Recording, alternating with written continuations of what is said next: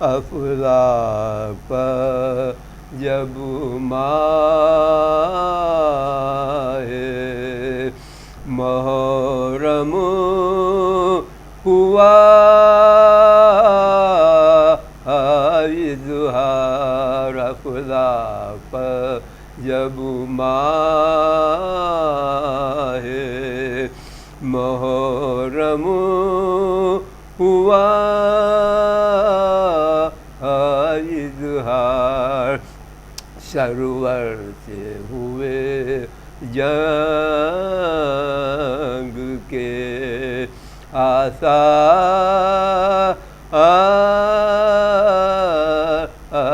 نمودار،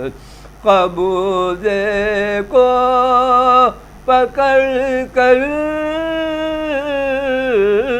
چلے عباس دلاور، شہ نے کہا کیا کرتے ہو بھائی میرے دلبر، افلاک پر جب ماہ، نعرہ صلوات، حیرت میں ہوں کیوں جہاں میں آیا پانی، حیرت میں ہوں کیوں جہاں میں آیا پانی، دریا میں ہے کس لیے سمایا پانی، اے ابرو ہزار سال برسے تو کیا، اے ابرو ہزار سال برسے تو کیا، شبیر نے مرتے دم نہ پایا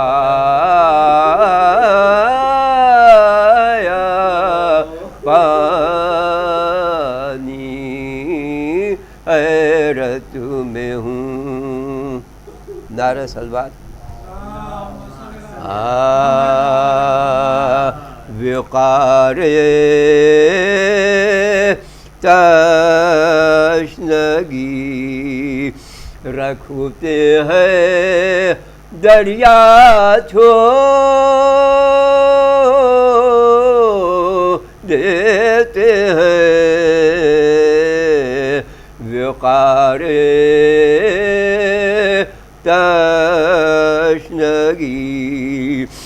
رکھتے ہیں دریا چھوڑ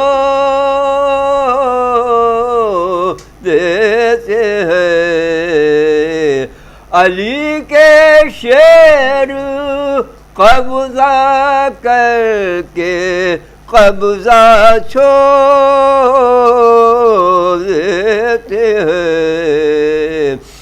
نتیجہ سوچ کے انکار بیعت کا شہ والا مدینے سے چلے آتے ہیں، مکہ چھوڑ دیتے ہیں، وقار تشنگی، مصیبت میں وہی کرتے ہیں صبر و شکر کے سجدے، جو بندے حق پر مر جاتے ہیں دنیا چھوڑ دیتے دیتے ہیں مسلمان حسین ابن علی ہے نیر ایمان اندھیروں میں یہ ظلمت کے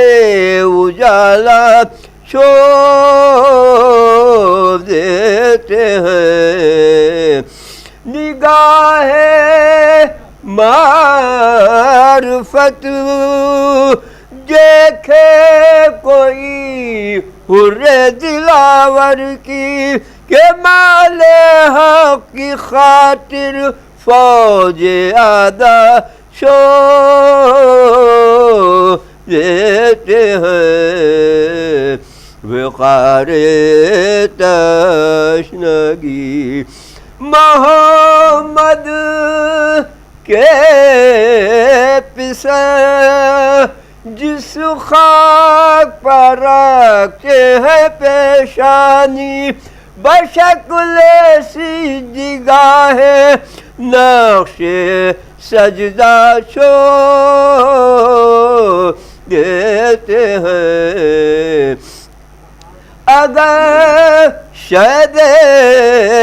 دیکھتے ہیں سر کھلے زینب کو مقتل میں تو گھبرا کے جمع بیٹے کا لاشا چھوڑ دیتے ہیں برائے بخشش امت سر میدہ علی اصغر پدر کی گود میں آتے ہیں جھولا چھوڑ دیتے ہیں وقار تشنگی فرشتے دوست دارے مرتضیٰ کی قبر کے اندر ہوائے خلد آنے کو دریچہ چھوڑ دیتے ہیں وقار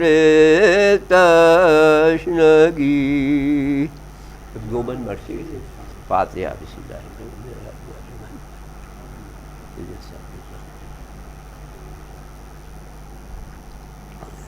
نعرہ صلوات جب قبض کیا شان کوفے کا وطن سے جب قبض کیا شان کوفے کا وطن سے غلسہ کے رواں باد بہانی ہے چمن سے رو کر کہا مانو نے یہ تب شاہ زمن سے اے کاش نکل جاتی میری روح بدن سے بیماری میں منہ بیٹی سے موڑا نہیں جاتا اس حال میں صغرا کو تو چھوڑا نہیں جاتا جب قبض کیا شاہ سنو کر یہ صدا شاہ کے آنسو نکل آئے بیمار کے نزدیک گئے سر کو جھکائے منہ دیکھ کے بانوں کا سخن لب پہ لائے کیا ضعف و نقاہت خدائی اس کو بچائے کیا ذوف و نقاہت ہے، خدا اس کو بچائے، جس صاحب کے آزار کا یہ حال ہو گھر میں، دانستہ میں کیوں کہ اسے لے جاؤں سفر میں۔ جب قد کیا شاہ کہے کر یہ سخن، بیٹھ گئے سید خوش خو اور سورہ حمد پڑھا تھام کے بازو، بیمار نے پائی گل زہرا کی جو خوشبو، آنکھوں کو جو کھولا تو ٹپکنے لگے آنسو، آنکھوں کو جو کھولا تو ٹپکنے لگے آنسو۔ ماں سے کہا کیا مجھ میں حواس ہے اماں، کیا میرے مسیحا میرے پاس ہے اماں۔ جب قد کیا شاہ شبیر کا منہ تک لگی بانو مغموم، سغرا کے لیے رونے لگی زینب و کلثوم، بیٹی سے یہ فرمانے لگے سید مظلوم، پردہ رہا اب کیا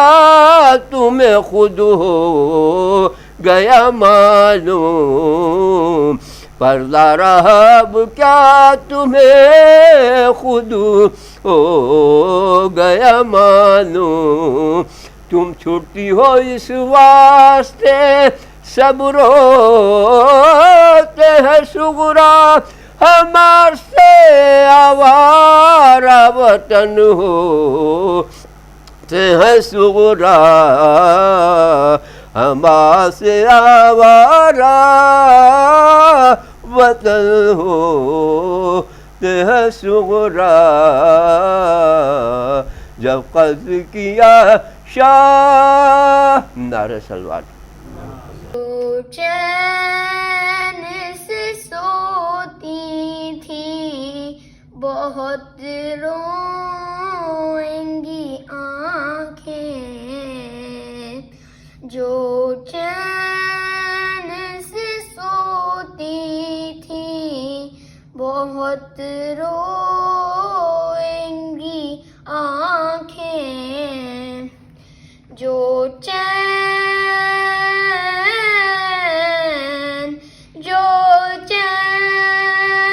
سے سوتی تھی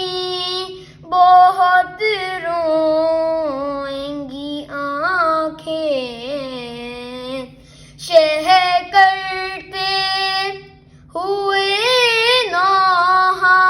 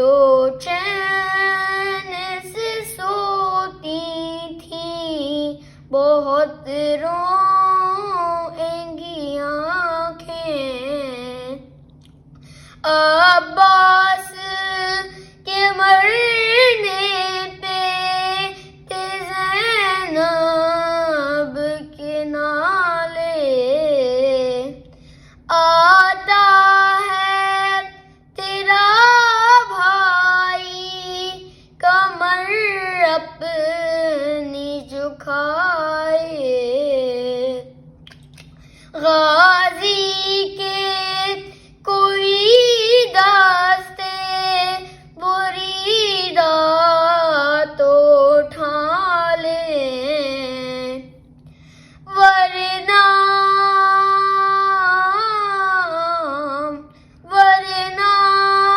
جو بصارت ہے انہیں خونیں گی آنکھیں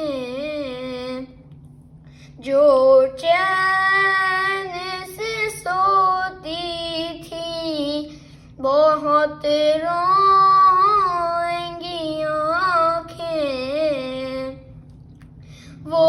رن میں علمدار تیرے ہاتھوں کا کٹنا وہ تیرے ستمگر سے مشکیز کا چھدنا وہ مشک سے آباس تیرے خون کا بہنا ان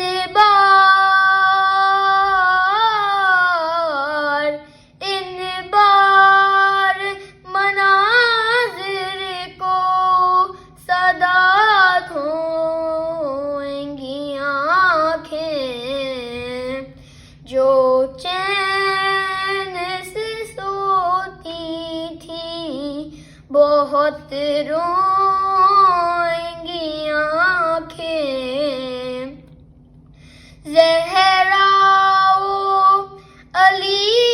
احمد مختار سے پوچھو کلثوم سے یا زینب لاچار سے پوچھو زنجیر میں جکڑے ہوئے بیمار سے پوچھو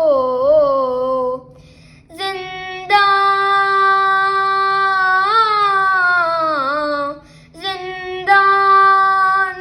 میں کس طرح بھلا سوئیں گی آنکھیں جو چین سے سوتی تھی بہت روئیں گی آنکھیں صلوات اللہ فاتحہ بسم اللہ الرحمن الرحیم الحمد للہ رب العالمین الرحمن الرحیم نعبد وإیاک نستعین اهدنا الصراط المستقیم غیر المغضوب علیہم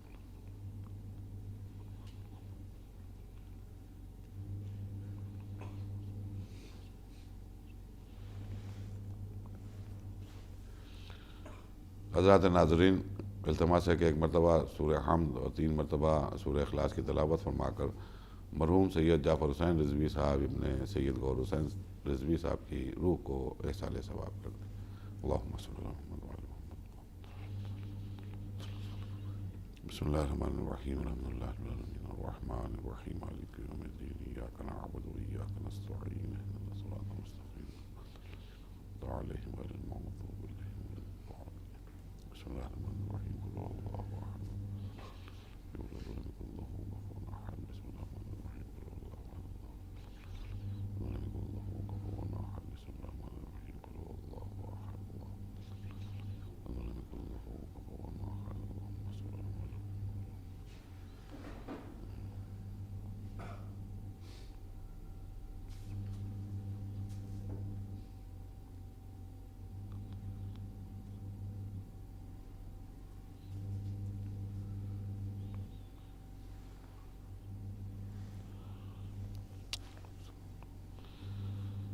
اعوذ باللہ السمیع العلیم من الشیطان اللعین الرجیم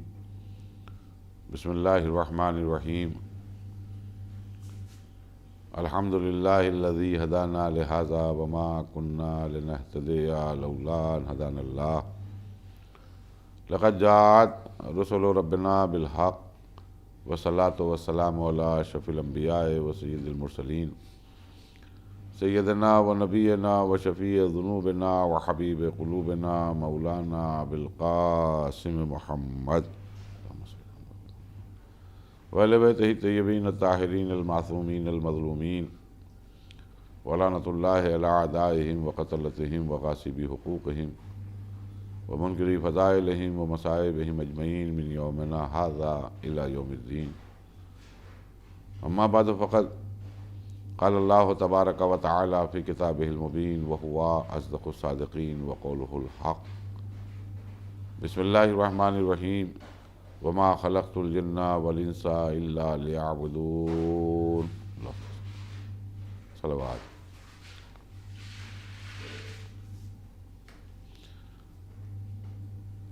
ناظرین کرام، ایک مرحوم کے مرد مومن کے اصحال ثواب کی مجلس ہے، اور وہ مرحوم و مخور انتہائی شریف النفس، دیندار، اہل بیت علیہ السلام کی محبتوں سے سرشار اور خدمت عزا اور خدمت عزادار میں اپنی زندگی کو وقف کرنے والے مرحوم سید جعفر حسین رضوی صاحب کی مجلس ہو رہی ہے۔ آپ تمامی حضرات اس کو حسینی چینل کے ذریعے سے دیکھ رہے ہیں۔ میں آپ کے سامنے مختصراً طور پر چند باتیں جس آیت کو سرنامہ سخن کے طور پر عرض کیا اور عنوان سخن قرار دیا، اس کے ذیل میں عرض کرتے ہوئے بات کو مکمل کروں کہ سرکار احدیت کی طرف سے، خداوند عالم کی طرف سے سورہ ذاریات میں ارشاد ہوا، ہماری تخلیق کا سبب بیان کیا گیا، ہم کیوں بھیجے گئے ہیں اس دنیا میں، اس کا سبب بیان کرتے ہوئے قرآن مجید کی اس آیت نے آواز دی کہ ما خلقت الجن والانس الا لیعبدون، میں نے نہیں پیدا کیا جنوں کو، میں نے نہیں پیدا کیا انسانوں کو، مگر اس لیے پیدا کیا کہ یہ ہماری عبادت کریں۔ یعنی کل ملا کر ہمارا اس دنیا میں آنے کی وجہ، آنے کا سبب اللہ کی عبادت ہے، اللہ کی اطاعت ہے، اللہ کی فرما برداری ہے، اللہ کا کہنا ماننا ہے، اللہ کے سامنے سر و سجود ہونا ہے۔ اور میں سمجھتا ہوں کہ شرافت بندگی کا تقاضا بھی یہی ہے کہ جس نے ہمارے واسطے زمین کا فرش بچھایا ہو، آسمان کا شامیانہ لگایا ہو، چاند بنایا ہو، سورج بنایا ہو، ستاروں کے چراغ روشن کیے ہوں، عقل عطا فرمائی ہو، دن کی مشقت کے بعد رات کی خنکی میں آرام کا بستر لگایا ہو، ہواؤں کے قافلوں کو جس نے مجبور کیا ہو کہ وہ ہمارا استقبال کریں، پہاڑوں کی سربلند چوٹیوں کو مجبور کیا کہ وہ ہمارے قدموں کے نیچے آئیں، اور دنیا کی تمام چیزیں ہمارے دیکھنے، سمجھنے اور کھانے کے لیے پیدا کی، اس نے صرف ایک سوال کیا کہ ہم مشیت تم سے کچھ نہیں طلب کر رہی ہے، میں خالق ہوں، میں مالک ہوں، یہ زمین تمہاری ہے، یہ آسمان کے نظارے جو تم دیکھ رہے ہو سب تمہارے ہیں، یہ چاند و سورج اور ستاروں کے فیض تمہارے واسطے ہے، یہ تمام کائنات کی چیزیں جو دیکھنے، سمجھنے اور کھانے کے لیے تمہاری زندگی میں نظر آ رہی ہیں، یہ سب تمہاری ہے، نہ میں اس کا کوئی ریٹرن مانگ رہا ہوں، نہ اس کا کوئی بدل مانگ رہا ہوں، نہ تمہارے شکریہ کی ضرورت ہے کہ یا اللہ تیرا احسان ہے، تیرا شکریہ، بس میں تم سے فقط اتنا کہہ رہا ہوں کہ تم میرے بندے بن جاؤ، میری عبدیت میں آ جاؤ۔ تو اب عزیزان گرامی، خداوند عالم نے ارشاد یہ فرمایا کہ زندگی کا حاصل یہ ہے، زندگی کا مقصد یہ ہے، زندگی کا اوج یہ ہے، زندگی کی معراج یہ ہے کہ بندہ جو خلق کیا گیا ہے وہ اللہ کے حضور میں جب واپس پہنچے تو کم سے کم سرخرو ہو کے یہ کہہ سکے کہ ہاں معبود میں تیرا بندہ ہوں۔ اور کامیابی زندگی یہی ہے، کامیاب حیات یہی ہے کہ ہم اللہ کے بندے کے طور پر اللہ کی بارگاہ میں پہچانے جائیں۔ اور اگر ہم نے بندگی کے اوپر غور کر لیا، اس کے اوپر فکر کر لی، تو یہاں پر بھی غور کرنے والی بات ہے کہ بندہ بنانے کا جو حکم اللہ کی طرف سے آیا ہے اس میں بھی مشیت کا کوئی فائدہ نہیں ہے، خدا کا کوئی فائدہ نہیں ہے، بلکہ اس میں بھی اس بندے کا فائدہ ہے۔ جب بندہ اطاعت پروردگاری میں اپنے آپ کو ڈبوتا ہے، جب بندہ معبود کے حضور میں گڑگڑاتا ہے، جب بندہ اپنی پیشانی کو معبود کے حضور میں جھکاتا ہے، تو اس سے لطف پروردگار اس کی ذات میں بڑھ جاتا ہے، اور دھیرے دھیرے جو اصل اشرف مخلوق وہ ہے،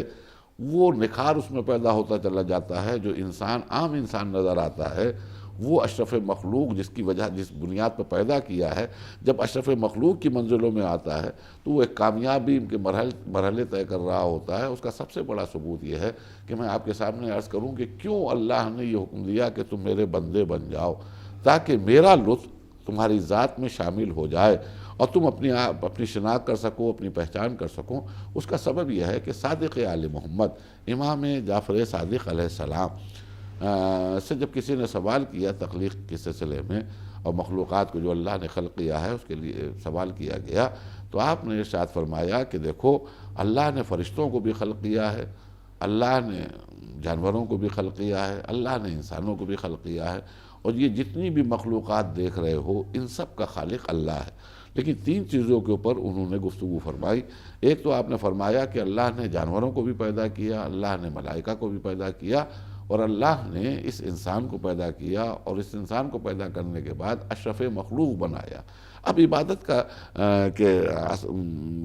کے لیے جو حکم دیا گیا ہے اس کے اسباب کیا ہیں، کیوں حکم میں پروردگاری ہے؟ خدا کا کوئی فائدہ نہیں ہے۔ دیکھیے جہاں جہاں لوگ سن رہے ہوں غور سے سنیں، اور اس میں گزارش کروں گا ان بچوں سے کہ جو اس مجلس کو سن رہے ہیں، اما مولوی صاحب کہیں یا نہ کہیں، ماں باپ تاکید کریں یا نہ کریں، جب سے واجبات شروع ہوتے ہیں ہر انسان کا، ہر مسلمان کا فرض یہ ہے کہ اپنے واجبات کو ادا کرے، محرمات سے بچے۔ کیوں؟ سبب کیا ہے؟ امام معصوم فرماتے ہیں کہ اللہ نے جانوروں کو بھی پیدا کیا، اللہ نے فرشتوں کو بھی پیدا کیا، لیکن فرمایا کہ جب اللہ نے جانوروں کو پیدا کیا تو ان میں شہوت عطا کی، ان کے پاس ہوا و ہوس رکھ دی ان کے وجود میں، ان کے پاس عقل نام کی کوئی چیز نہیں ہے، ان کے پاس ہوا و ہوس ہے۔ یعنی ایک شیر ہو یا ایک بھیڑیا ہو یا دوسرے جانور ہوں، گائے ہو، بھینس ہو، بکری ہو، ان کو اس وقت عقل آتی ہے، اس وقت ان کو شعور پیدا ہوتا ہے، یا اس وقت بے اٹھتے ہیں جب ان کو بھوک لگ رہی ہوتی ہے۔ ورنہ آپ دیکھیے کہ اگر پیٹ بھرا ہے تو گائے جگالی کرتی ہوئی نظر آئے گی، اگر پیٹ بھرا ہوا ہے تو شیر سوتا ہوا نظر آئے گا۔ نہ ان کو مستقبل اندیشی کی پرواہ ہے، نہ آنے والے کل کی پرواہ ہے، نہ گزرے ہوئے کل کے بارے میں ان کو خیال ہے۔ ان کے پاس ہوا و ہوس ہے، جس وقت ان کے بدن کو جو ڈیمانڈ ہے بس اس وقت یہ اٹھتے ہیں، اٹھنے کے بعد اپنے بدن کی ڈیمانڈ کو پورا کرتے ہیں، اور اس کے بعد جب ڈیمانڈ پوری ہو جاتی ہے تو استراحت فرماتے ہوئے نظر آتے ہیں۔ تو اللہ نے جانوروں کو ہوا و ہوس دی، اللہ نے جانوروں کو شہوت عطا کی۔ ان کے پاس نہ مستقبل اندیشی ہے، نہ ماضی کے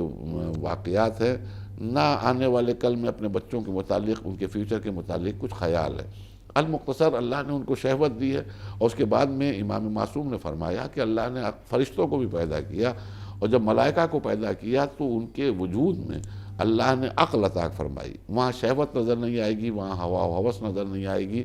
وہاں اپنا خیال نظر نہیں آئے گا، وہاں فقط عقل عطا کی ہے۔ عقل کے مطابق جو علم اللہ نے جس فرشتے کو دے دیا،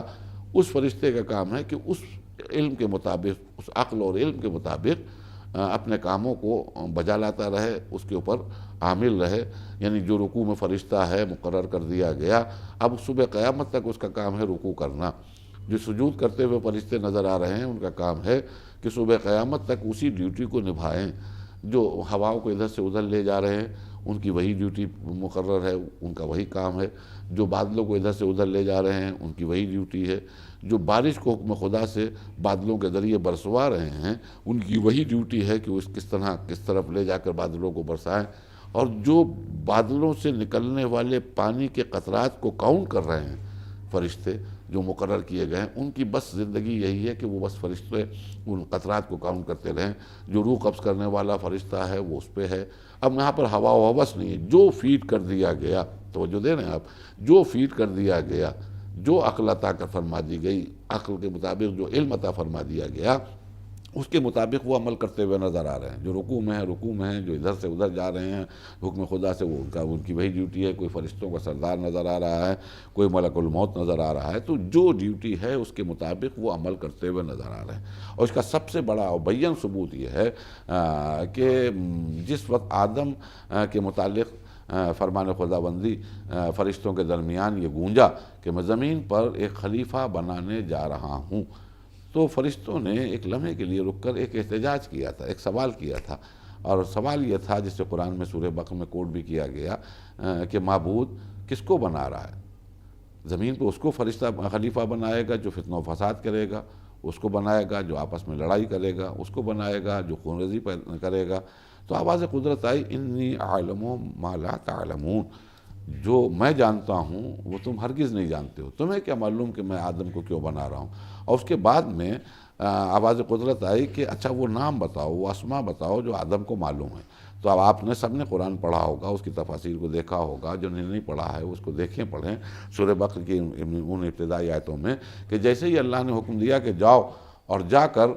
وہ نام بتاؤ جو آدم کو معلوم ہے، تو تمام فرشتوں نے اپنے آپ کو بیک کیا، اپنے آپ کو پیچھے کیا، اپنے آپ کو جیسے سرنڈر کیا، اور سب نے برجستہ اور بے ساختہ ایک زبان ہو کر ایک جملہ کہا جسے قرآن نے کوٹ کیا، لا علم لنا الا ما علمتنا۔ اے اللہ، ہم کیسے جانیں کہ کون سے نام ہیں، ہم کیا جانیں کہ کون سے نام ہیں جو آدم کو معلوم ہے، ہمیں تو اتنا ہی علم ہے، ہم تو اتنا ہی جانتے ہیں جتنا تو نے عطا کیا۔ یعنی یہ جملہ اس بات کا ثبوت ہے، یہ جو آیت آئی ہے قرآن میں، یہ فرشتوں کا جواب جو ہے، یہ اس بات کا ثبوت ہے کہ اللہ نے فرشتوں کو عقل دی ہے، عقل کے حساب سے جو علم دیا ہے بس اسی پر وہ کاربند ہیں، اپنے تمام اعمال بجا لا رہے ہیں جو حکم خدا بندی ہے۔ تو اب یہاں تک بات آ گئی ہے تو ایک بات فضیلت مولائے متقیان میں عرض کروں، اور صرف فضیلت مولائے متقیان کا مسئلہ نہیں ہے، لاکھوں سلام حضرت جناب ابو طالب کے ایمان کے اوپر کہ کیا شرف اللہ کی بارگاہ میں جناب ابو طالب کا ہے۔ اس ذیل میں عرض کروں جس کو تمام مسلمانوں نے متفقہ علیہ طور پر لکھا ہے، اور شاید ہی کسی نے اس میں اختلاف کیا ہوگا، وہ ہے شب ہجرت کا واقعہ۔ شب ہجرت میں جب رات میں کفار قریش نے گھر کو گھیر لیا سرکار ختمی مرتبت کے، اور حکم خدا ہوا، وہی آئی کہ محمد اب تم مدینے کو چھوڑ دو اور مکے کی طرف ہجرت کرو، مکے کو چھوڑ دو اور مدینے کی طرف ہجرت کرو، تو سرکار ختمی مرتبت نے اپنے بستر پر مولائے متقیان کو لٹایا، اور لٹانے کے بعد چادر اڑائی، ایک امامہ سرہانے رکھا، بہت دیر دیکھتے رہے، جیسا کہ مورخین نے بھی لکھا اور راویان کرام نے بھی اس واقعے کو لکھا، اور پھر اپنے بستر پر علی کو دیکھنے کے بعد آپ نے علی کے بستر کے گرد 7 چکر لگائے، یعنی ایک لگایا، دوسرا لگایا، اور تیسرا لگایا، اور چوتھا لگایا، اور پانچواں لگایا، اور چھٹا لگایا، اور ساتواں لگایا، 7 چکر لگائے۔ یہاں پر مجھے ایک جملہ کہنے دیجئے، رسول اللہ نے ایک جگہ فرمایا ہے کہ یا علی تمہاری مثل کعبے جیسی ہے، تو اب یہ ایک بات سمجھ میں آ جائے گی کہ جس طرح خانہ کعبہ کی گرد طواف کرنا عبادت ہے، اسی طرح رسول اللہ نے فرمایا کہ علی کے گرد چکر لگانا یہ چکر نہیں ہے، یہ طواف ہو رہا ہے۔ لقد کان لکم فی رسول اللہ اسوۃ حسنہ۔ تو عزیزان گرامی، سرکار ختمی مرتبت نے علی کو لٹایا، چکر لگائے، اور رات کے اندھیرے میں ایک مشت خاک، ایک مٹھی بھر مٹی اٹھائی زمین سے، اٹھانے کے بعد اس پہ سورہ یاسین کی ابتدائی چند آیتوں کی 12 14 یا 10 آیتوں کی آپ نے تلاوت فرمائی، اس کے اوپر دم کیا، اور اس خاک کے اوپر دم کرنے کے بعد آپ دروازے سے نکلنے لگے تو آپ نے خاک وہ دشمنوں کے سروں پہ اڑا دی۔ اس خاک کا اثر یہ ہوا کہ آپ سامنے سے دشمنوں کے درمیان بلکہ دشمنوں کے بیچ سے گزر گئے، اور کسی بھی دشمن کو نظر نہیں آئے، نہ سجھائی دیے نہ دکھائی دیے، اور کسی کی سمجھ میں بھی نہیں آیا کہ محمد گزر گئے۔ وہ تو ایک شیطان انسان کے لباس میں آیا اور صورت میں آیا اور کہنے لگے کہ تم لوگ کیا ہو،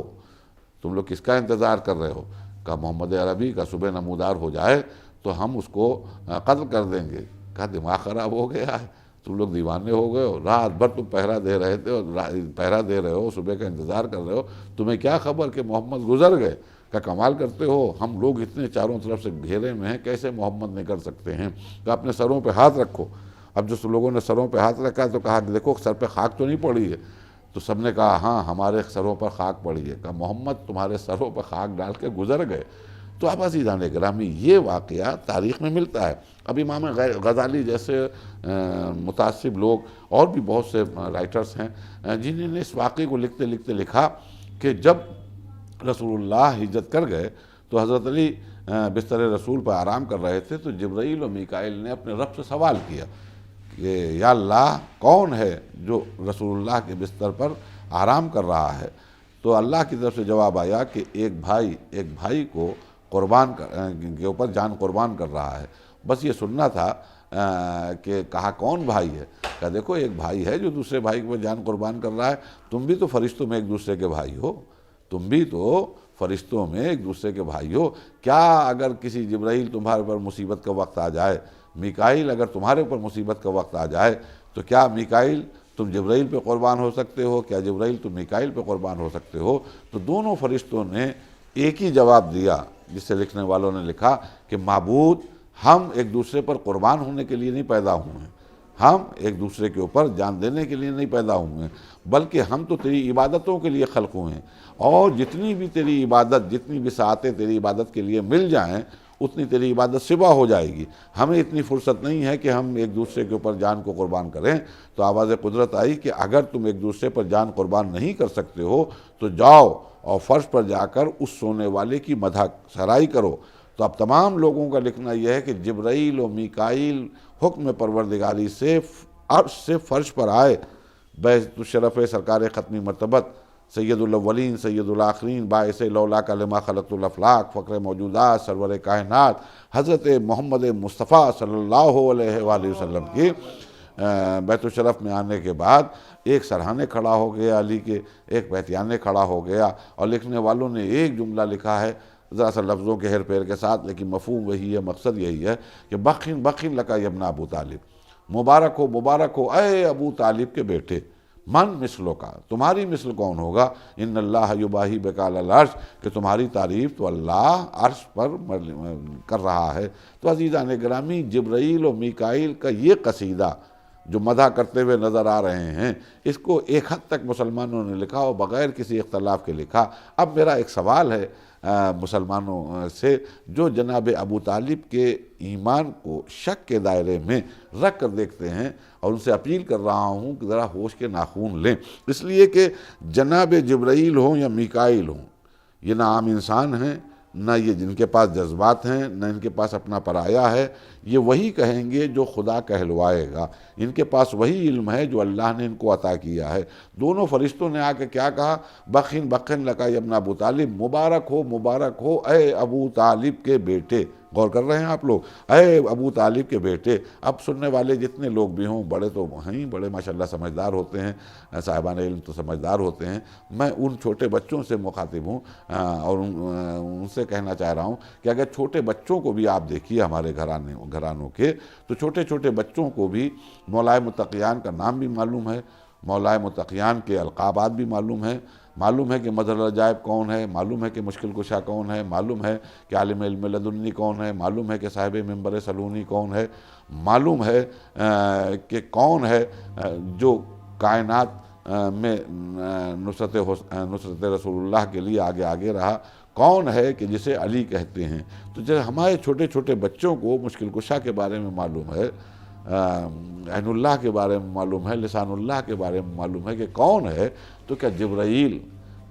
جو شاگرد مولائے متقیان ہو، یا میکائیل جو عرش مولا کا رہنے والا ہو، اس کو نہیں معلوم کہ یہ سونے والا کون ہے، اس کا نام کیا ہے، ان کے القابات کیا ہیں. لیکن آنے کے بعد تمام مورخین نے لکھا، انہوں نے یہ نہیں کہا کہ علی تمہیں مبارک ہو، اے غالب کل غالب تمہیں مبارک ہو، اے مطلوب کل طالب تمہیں مبارک ہو، اے مظہر العجائب تمہیں مبارک ہو، بلکہ ان کے جو جملے ملتے ہیں، مبارک ہو اے ابو طالب کے بیٹے. تو ایک بات سمجھ میں آ گئی کہ اگر جبرائیل و میکائیل سے مسلمان سوال کریں کہ آنے کے بعد تم نے یہ کیوں کہا کہ اے ابو طالب کے بیٹے مبارک ہو، تو شاید فرشتے جواب دیں گے کہ نادان، ہم تو اتنا ہی جانتے ہیں جتنا وہ بتاتا ہے، جو حکم ملا ہے اس کے مطابق کہہ رہے ہیں. گویا اس بات کا اعلان کر رہے ہیں کہ نادانوں، اگر عرش کے اوپر علی کا ذکر ہوتا ہے، ان کی مدح ہوتی ہے، تو فقط نام سے نہیں ہوتی ہے بلکہ ابو طالب کے بیٹے کی حیثیت سے ہوتی ہے. تو عزیزان گرامی، جناب ابو طالب کی عظمتیں ہیں، ان کی برکتیں ہیں، اور ان کا یہ نصرت کا جذبہ تھا کہ دنیا لاکھ کچھ کہتے رہے، لیکن کیا کہنا عظمت جناب ابو طالب کہ جن کا ذکر اللہ کروانا چاہتا ہے فرشتوں کے درمیان. تو کہنے کا مقصد یہ ہے کہ فرشتوں کو اللہ نے عقل دی، علم دیا، جانوروں کے پاس شہوت ہے، ہوا و ہوس ہے. پھر ہمارے چھٹے امام فرماتے ہیں کہ جب انسان کو پیدا کیا، توجہ سنیے گا، جب انسان کو پیدا کیا تو اس میں اللہ نے، اس کے وجود میں اللہ نے جانوروں والی شہوت بھی رکھ دی، ہوا و ہوس بھی رکھ دی، اور فرشتوں والی عقل بھی رکھ دی. اب ہم دو چیزوں کا مجموعہ ہیں، ہمارے اندر ہمارے وجود میں جو بھی انسان ہے اس کے وجود میں دو چیزیں کار فرما ہیں، ایک فرشتے کی عقل ہے، دوسری طرف جانور کی شہوت ہے۔ اب ہمارے اوپر ہے، جو سننے والے ہیں غور کر رہے ہیں وہ بہت سنجیدگی کے ساتھ اس کی ڈیپتھ میں جا کر، اس کی گہرائی اور گہرائی میں جا کر اس کو محسوس کریں، جو میں عرض کرنا چاہ رہا ہوں کہ ہم انسانوں کے وجود میں دو چیزیں کار فرما ہیں، ایک جانوروں والی شہوت ہے، دوسری فرشتوں والی عقل ہے۔ اب ہم کو فیصلہ کرنا ہے کہ ہم اپنی زندگی کو کس چیز کی طرف لے جاتے ہیں، جانوروں والی شہوت کی طرف لے جا کر جانور بن جائیں یا فرشتوں والی عقل کے اوپر بھروسہ کرتے ہوئے آگے بڑھتے چلے جائیں۔ یہ فیصلہ ہمارے اوپر ہے۔ بس ایک بات یاد رکھیے گا، مقصد حیات جو اللہ نے عبادت قرار دیا ہے اس کا سبب یہ ہے کہ خدا نہیں چاہتا ہے کہ تم اپنے سے مفضول جانور جیسے نظر آؤ، بلکہ خدا یہ چاہتا ہے کہ تم فرشتوں سے بھی اعلیٰ نظر آؤ، اور اتنے اعلیٰ نظر آؤ، اتنے آگے بڑھ جاؤ کہ فرشتوں کا سردار بھی گھبرا کے کہے یا رسول اللہ آگے آپ کی منزل ہے، اگر ایک قدم بھی میں آگے بڑھاؤں تو پر جل جائیں۔ یعنی اتنے آگے بڑھ جاؤ کہ فرشتے بھی پیچھے چھوٹ جائیں، اور ایسا نہ ہو کہ تم شہوت کے اوپر بھروسہ کرو۔ اور جن لوگوں نے نافرمانی خدا بند عالم کی، جن لوگوں نے عبادتوں کو حقیر جانا، عبادتوں کو سبک جانا، مقصد حیات کی ہنسی اڑائی، ان کا نتیجہ یہ ہوا کہ دھیرے دھیرے ان کے وجود کا شیطان ان کے وجود میں عروج پاتا چلا گیا، اور وہ بظاہر آنکھیں ان کی انسانوں جیسی نظر آ رہی ہیں، کان ان سے انسانوں جیسے نظر آ رہے ہیں، زبان ان کی انسانوں کی طرح گویا ہو رہی ہے، ہاتھ پاؤں انسانوں جیسے نظر آ رہے ہیں، لیکن دیکھنے والی آنکھیں دیکھتے ہی بتا دیں گی کہ یہ کون ہے جو آ رہا ہے، یہ انسان ہے یا جانور ہے۔ اور اس کی سب سے بڑی دلیل میں اکثر کہا کرتا ہوں، سب سے بڑی دلیل یہ ہے کہ بھائی یہی انسان جو اشرف مخلوق سب ہیں، لیکن اس کو اشرف قرار دیا تھا، اس کو اعلیٰ قرار دیا تھا، اشرف مخلوق بنایا تھا، اور خدا جیسا خالق جو بے نیاز ہے اس نے اشرف مخلوق کو پیدا کر کے، یعنی ہم انسانوں کو پیدا کر کے اپنے خالق ہونے کے اوپر فخر کیا اور کہا کہ احسن الخالقین ہوں میں مجھ سے بڑھ کے کوئی خلق کرنے والا نہیں ہے۔ جس نے فخر کیا ہو، یہی انسان لاپرواہ ہو کر جب عبادتوں کی طرف گامزن نہیں ہوتا ہے، جب نافرمانی خدا بند عالم میں اپنی زندگی کو وقف کر دیتا ہے، تو نتیجہ یہ ہوتا ہے کہ خدا اس کی حرکتوں سے، مشیت اس کی حرکتوں سے اتنی نالا اور ناراض ہو جاتی ہے کہ آخر میں کہتی ہے کہ یہ انسان نہیں رہا، بلکہ یہ گدھا ہو گیا ہے، اور جنگلی گدھا ہو گیا ہے۔ سورہ مدثر گواہ ہے، دوسری آیات جہاں پہ یہ ہے کہ ارے یہ چوپائے ہو گئے ہیں۔ سورہ مدثر میں ہے کانہم حمر مستنفرۃ فرت من کسفرا، ارے ان انسانوں کو کیا ہو گیا ہے، یہ تو وحشی گدھے ہو گئے ہیں۔ تو معلوم ہوا کہ خلقت کی غرض کو اگر ہم نہ سمجھ پائے اور مقصد حیات کو پورا نہیں کیا تو بظاہر انسان ہوں گے، لیکن خالق کہے گا کہ یہ انسان نہیں ہے بلکہ گدھا ہو گیا۔ خود نبی کریم کا فرمان کہ یہ انسان نہیں رہا بلکہ نجس جانور ہو گیا۔ من لحاظ القلب، جنگ احزاب کا بڑا مشہور واقعہ ہے کہ جب آپ نے کہا تھا عمرو بن عبدوت کے لیے کون ہے جو اس کتے کے سامنے جائے، نبی کسی کو کتا کہتے ہیں؟ جو زبان وحی ہو، ما ينطق عن الهوى ان هو الا وحی یوحیٰ، میرا محمد اس وقت تک نطق نہیں کرتا، کلام نہیں کرتا جب تک کہ میری طرف سے وحی کا نزول نہ ہو جائے۔ وہ اچھے بھلے انسان کی صورت سامنے نظر آ رہی ہے اور اس کے لیے کہہ دے کہ یہ کتا ہو گیا ہے، کون ہے جو اس کتے کے سامنے جائے؟ تو معلوم ہوا کہ خلقت کی غرض کو عمرو بن عبدوت اگر نہیں سمجھ پایا تو وقت کا معصوم کہتا ہوا نظر آیا کہ اب یہ انسان نہیں رہا، یہ بظاہر انسان نظر آ رہا ہے لیکن اصلاً یہ جانور ہو چکا ہے۔ اسی طرح اور بہت سے واقعات ہیں جو مجھ جیسا جاہل بھی آپ کے سامنے عرض کر سکتا ہے، لیکن اس کے برعکس اگر انسان عبادتوں کی طرف راغب ہوتا ہے اور مقصد حیات کو جاننے کے لیے اس کی جستجو کرتا ہے اور واجبات کی ادائیگی کرتا ہے، تو دھیرے دھیرے اس کا جانور دبتا چلا جاتا ہے اور اس کی فرشتہ صفتی سامنے نظر آتی چلی جاتی ہے۔ پھر وہ منزلیں بھی آتی ہیں کہ جہاں انسان اتنا اوج پہ پہنچ جاتا ہے کہ آواز آتی ہے کہ یا ایتھا النفس المطمئنۃ ارجعی الی ربک راضیۃ مرضیہ فادخلی فی عبادی وادخلی جنتی، مطمئن نفس پلٹا میرے رب کی طرف، اپنے رب کی طرف، اس انداز میں کہ میں تجھ سے راضی ہوں، تو اپنے رب سے راضی ہے، میرے بندوں میں شامل ہو جا، میری جنت تیری منتظر ہے۔ تو عزیزان گرامی یہ انسان کا کمال ہے۔ تو اس کے لیے پہلی اور اس ابتدائی اسٹیج یہ ہے کہ مقصد حیات کو جانتے ہوئے نماز کی پابندی رہے، روزے کی پابندی رہے، صاحب استطاعت ہو گئے تو حج کی پابندی رہے، اور اس کے ساتھ ساتھ ایک اور بہت بڑی اور اہم چیز ہے جو مرحوم ہمارے جعفر بھائی میں تھی، وہ ہے بے سہاروں کا سہارا، محتاجوں کا خیال رکھنا، عبادت خداوندی کے ساتھ، حقوق اللہ کے ساتھ حقوق العباد کی ادائیگی۔ یہ وہ وصف تھا جو مرحوم اپنے ساتھ اس دنیا سے لے گئے۔ اللہ ان کو غریق رحمت کرے، ان کے درجات کو عالی فرمائے۔ ان کا کام یہ تھا کہ ضرورت مندوں کی ضرورت پوری کرتے تھے۔ ان کا کام یہ تھا کہ پتہ چل جائے کہ کوئی محتاج ہے، اس کو کوئی کسی چیز کی احتیاج ہے، تو وہ فوراً اور کوشش کرتے تھے کہ اس کی احتیاج کو پورا کیا جائے۔ بلکہ ظاہرین کا خیال، امام حسین علیہ السلام سے الفت و محبت، آل ابا کا دل میں جو عشق تھا، اس کی نظیر آج بھی آپ قم جائیے تو آپ کو حسینیہ صادق نظر آئے گا، مشہد مقدس جائیے تو آپ کو وہ بڑا مشہور مسابقہ خانہ نظر آئے گا حسینیہ صادق کا۔ یہ انہی کی تعمیر کردہ مسابقہ خانے ہیں کہ جہاں سینکڑوں، ہزاروں، لاکھوں زائرین جب بھی مشہد مقدس جاتے ہیں یا جناب فاطمہ معصومہ کے روضے پر قم میں جاتے ہیں تو کوئی پریشانی نہ ہو، ان کے استراحت کے لیے، ان کے آرام کے بستروں کے لیے انہوں نے دو جگہیں مقرر کی، قم میں بھی اور مشہد میں بھی۔ ارادہ تھا ان کا کربلا معلیٰ میں بھی اور سیریہ میں بھی، لیکن بہرحال حالات کچھ ناگفتہ بے تھے اس زمانے میں، عراق کے بھی، اور پھر ادھر ان کی طبیعت خراب ہو گئی تھی۔ المختصر اللہ غریق رحمت کرے، اور یہی کمال انسان کو اوج پہ پہنچاتا ہے، بلندیوں پہ پہنچاتا ہے۔ اور پھر ہمارے سامنے دیکھیے ناظرین، میں ایک بات آخری عرض کر رہا ہوں کہ ہمارے سامنے تو کربلا ہے، ہمارے پاس تو کوئی مفر کی کوئی گنجائش ہی نہیں ہے۔ ہم اگر عبادتوں سے منہ موڑتے ہیں تو اللہ سے پہلے خود امام حسین ہم سے سوال کریں گے۔ اس کی وجہ یہ ہے کہ کربلا میں ایک دو پہر میں امام حسین علیہ السلام نے اس آیت کی تشریح بھی پیش کی اور بتایا کہ حقوق اللہ بھی کس طرح ادا کیے جاتے ہیں، اور یہ بھی بتایا کہ حقوق العباد کس طرح ادا کیے جاتے ہیں، کس طرح رشتوں کو نبھایا جاتا ہے، کس طرح آپس میں محبت رکھی جاتی ہے، کس طرح رشتوں میں اعتبار پیدا کیا جاتا ہے۔ بھائی بہن کی محبت اگر کہیں دیکھنا ہو تو وہ کربلا میں نظر آئے گی، بہن کی بھائی سے محبت اگر دیکھنا ہو تو وہ کربلا میں نظر آئے گی، چچا کی بھتیجے سے محبت اگر دیکھنا ہو تو کربلا میں نظر آئے گی، بھتیجا اپنے چچا کے اوپر کس طرح جان کو نچھاور کرنے کے لیے بے قرار ہے، یہ بھی کربلا کے میدان میں نظر آئے گا۔ ماموں اگر بھانجوں کو اجازت نہیں دے رہے ہیں تو بھانجے اپنی ماں کی خدمت میں جا کر روتے ہوئے کہتے ہوئے نظر آ رہے ہیں، ماں کیا تدبیر کی جائے کہ ماموں جنگ کی اجازت دے دیں، اس لیے کہ ماموں کے اوپر جان کو فدا کرنے کے لیے ہم بے قرار نظر آ رہے ہیں۔ ایک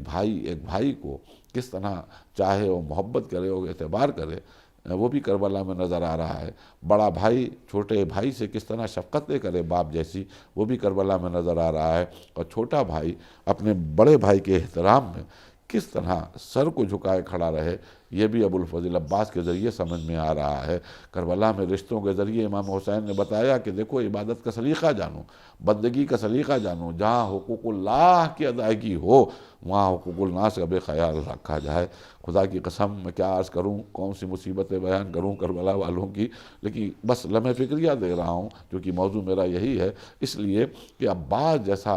بہادر، جناب عباس جیسا شجاع، جناب عباس جس کی جلال اور جس کی ہیبت کا اثر یہ تھا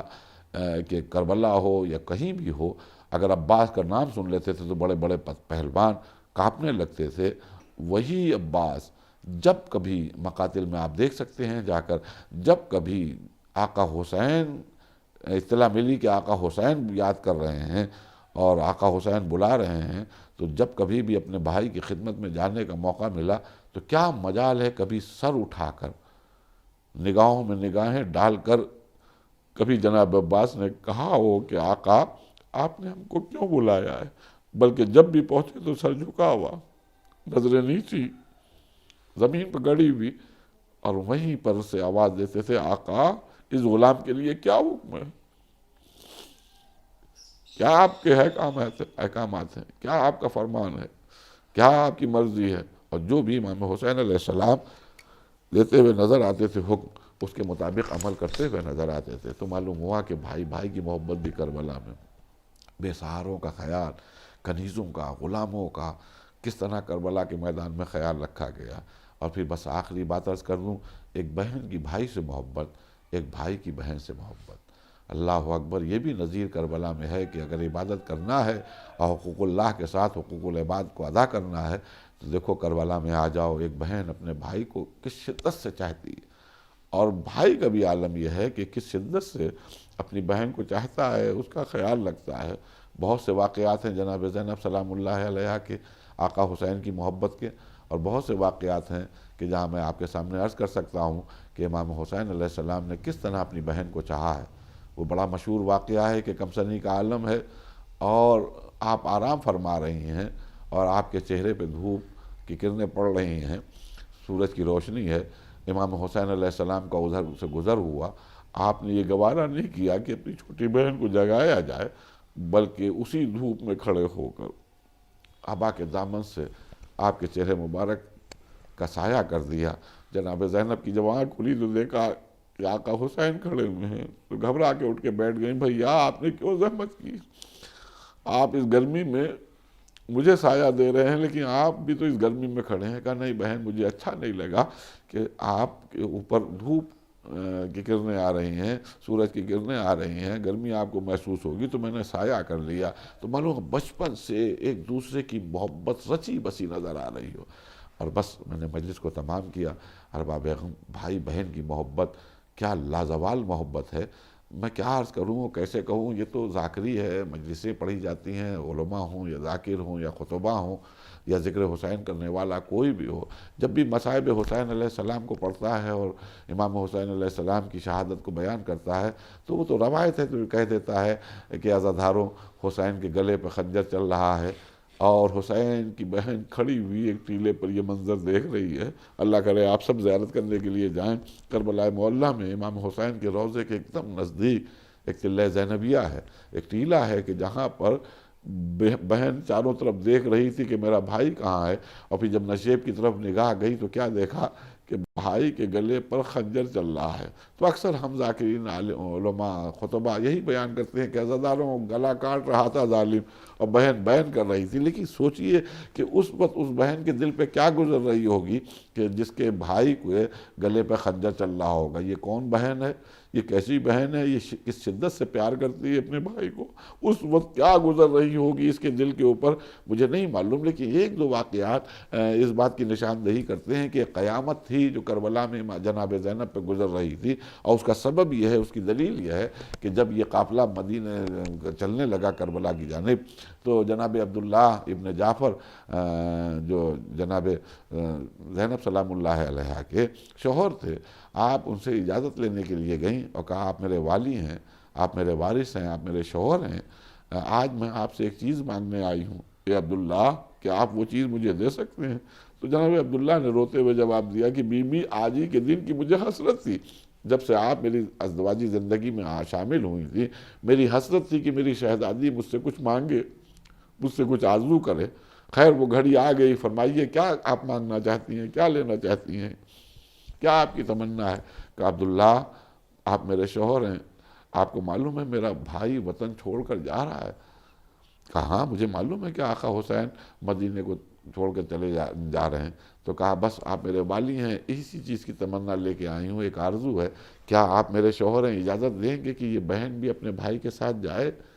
اس کے ساتھ شریک ہو جائے؟ تو جناب عبداللہ نے کہا کہ شہزادی اجازت ہے، تشریف لے جائیے، اور بہرحال آپ تشریف لے جائیے، اور دیکھیے ایک کام کریے کہ اون و محمد کو بھی اپنے ساتھ لیتے جائیے، اگر کوئی ماموں پر مصیبت کا وقت آئے تو کم سے کم بھانجے موجود ہوں جو اپنی جان کو نچھاور کر دیں، دونوں کو لیتے جائیے، ایک آپ اپنی طرف سے قربان کر دیے گا، ایک کو میری طرف سے قربان کر دیے گا۔ عزاداروں جیسے ہی جناب زینب کو عبداللہ ابن جعفر نے اجازت دی، بڑی حسرت سے اپنے شوہر کی طرف دیکھا، لمحے بھر کے لیے لبوں پر تبسم آیا، پھر نہ جانے کیا سوچا کہ سر جھکا کر رونے لگی۔ مجھے نہیں معلوم کہ شہزادی زینب کتنی دیر تک روئیں، لیکن اتنا ضرور ملتا ہے کہ جناب عبداللہ ابن جعفر نے آگے بڑھ کے کہا بیوی میں نے آپ کو روکا نہیں ہے، میں نے منع نہیں کیا ہے، آپ بالکل تشریف لے جائیے، آپ کیوں رو رہی ہیں، کیوں گریہ فرما رہی ہیں، میں نے انکار نہیں کیا ہے، میرا خدا گواہ ہے۔ تو جھکا ہوا سر اٹھایا اور بڑی حسرت سے اپنے شوہر کو دیکھ کر ایک جملہ کہا کہ عبداللہ آپ میرے شوہر ہیں، آپ میرے والی ہیں، آج میں نے آپ آپ سے اجازت مانگی، میں ایک سوال کر رہی ہوں، اگر آپ کو معلوم ہے اگر آج آپ یہ اجازت نہ دیتے تو کیا ہوتا؟ کہ اللہ بہتر جانے یا شہزادی بہتر جانے۔ تو آئے سر کھینچ کے ایک جملہ کہا تھا عزاداروں، فقط ایک جملہ، اور وہ جملہ یہ تھا کہ عبداللہ اگر آپ میرے شوہر تھے، اگر آپ اجازت نہ دیتے تو زینب گھر سے باہر ایک قدم بھی باہر نہ نکالتی، لیکن ہاں اتنا ضرور ہوتا کہ مدینے سے حسین کا قافلہ جا رہا ہوتا اور گھر سے زینب کی میت نکل رہی ہوتی۔ اے عبداللہ کہ آپ کو پتہ ہے میں تصور بھی نہیں کر سکتی ہوں کہ حسین کے بغیر زندہ رہوں۔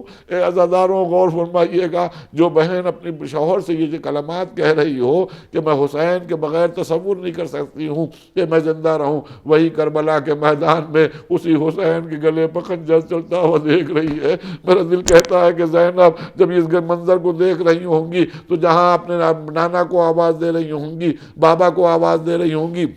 اپنی ماں کو پکار رہی ہوں گی، اپنے بھیا حسن کو پکار رہی ہوں گی، جیسے کہ میر صاحب نے کہا کہ چلائیں اٹھ کے خاک سے نانا مدد کو آؤ، بھائی میرا تیغ تلے یا علی بچاؤ، اماں خدا کے واسطے تشریف جل لاؤ، یا مجتبیٰ حسین کو آغوش میں اٹھاؤ، ہے کوئی نہیں جو سنبھالے حسین کو، اے ذوالجناح تو ہی بچا لے حسین کو۔ تو جہاں اپنے گھر کے افراد کو آواز دے رہی ہوں گی، وہاں میرا دل کہتا ہے عبداللہ کو ابھی آواز دی ہوگی، اے عبداللہ مدینے میں چلتے وقت میں نے آپ سے کچھ کہا تھا، لیکن آج بھی آپ کی زینب زندہ ہے، بھائی کے گلے پہ خنجر چل چکا ہے، لیکن عبداللہ فقط زندگی اس لیے ہے کہ میرے بھیا نے کچھ امانتیں میرے سپرد کی ہیں۔ ارے سکینہ کی ذمہ دار ہو اور ان شیطانیوں کی ذمہ دار ہو، بیمار امام کی مدد۔ سیعلم الذین ظلموا ای منقلب ینقلبون۔ پروردگارہ اس مختصر سے عمل کو قبول فرما، پروردگارہ مرحوم کے درجات کو عالی فرما، ان کو جوار معصومین علیہ السلام میں جگہ عنایت فرما، ہم سب جب تک کہ جئیں ولائے آل محمد پر باقی رہتے ہوئے، اور اللہ کرے جب آخری سانس نکل رہی ہو تو لب پہ یا حسین ہو یا علی ہو۔ التماس ہے ایک مرتبہ سورہ حمد و 3 مرتبہ سورہ اخلاص کی تلاوت فرما کر مرحوم سید جعفر حسین رضوی صاحب ابن سید گوہر حسین رضوی صاحب کی روح کو احسان ثواب کریں۔ بسم اللہ الرحمن الرحیم، الحمد للہ۔